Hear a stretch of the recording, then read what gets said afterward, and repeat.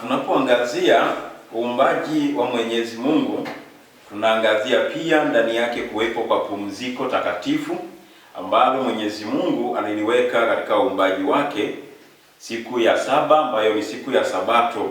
Siku hiyo Mwenyezi Mungu akaacha kufanya shughuli zake zote za uumbaji, akapumzika na kustarehe, na hivyo siku hiyo akaiita ni siku ya Sabato, ni siku takatifu. Tutasoma katika kitabu cha Kutoka ile sura ya 20, tutaanzia fungu la 8 na kuendelea. Tusome pale tuone jinsi ambavyo Mungu aliweza kutupatia agizo la pumziko siku ya Sabato takatifu. Neno la Bwana linasema, ikumbuke siku ya Sabato uitakase. Siku 6 fanya kazi, utende mambo yako yote, lakini siku ya 7 ni Sabato ya Bwana Mungu wako. Siku hiyo usifanye kazi yoyote, wewe wala mwana wako wala binti yako wala mtumwa wako wala mjakazi wako wala mnyama wako wa kufuga wala mgeni aliye ndani ya malango yako. Maana kwa siku 6 Bwana alifanya mbingu na nchi na bahari na vyote vilivyomo, akastarehe siku ya 7.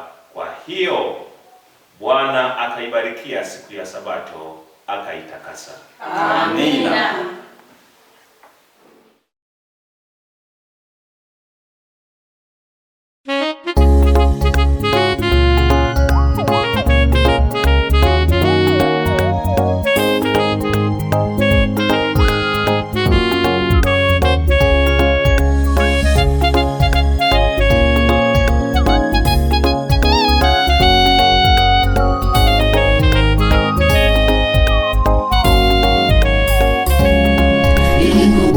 Siku ya Sabato uitakase.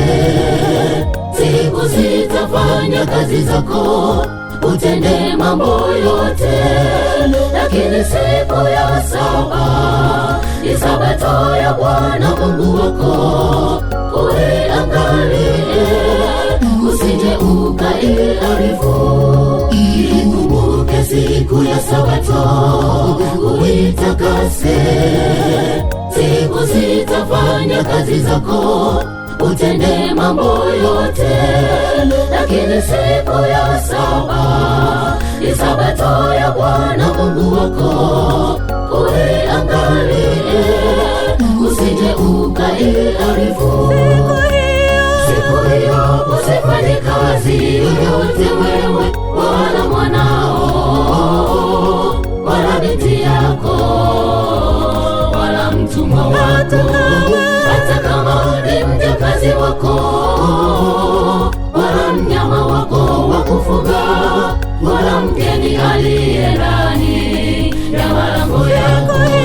Siku hiyo usifanye kazi yoyote, wewe wala mwanao wala binti yako wala mtumwa wako, hata kama ni mjakazi wako wala mnyama wako wa kufuga wala mgeni aliye ndani ya malango yako.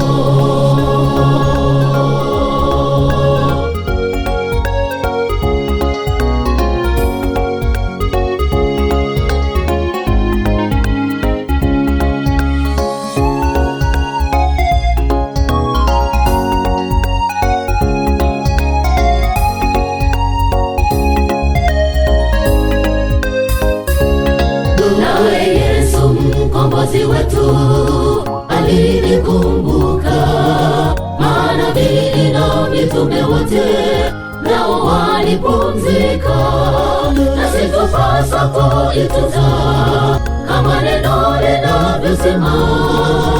Tuiangalie tusije tukaiharibu. Nawe Yesu mkombozi wetu alinikumbuka, manabii na mitume wote nao walipumzika, na situpasa kuitunza kama neno linavyosema. Tuiangalie tusije tukaiharibu. Siku hiyo usifanye kazi yoyote, wewe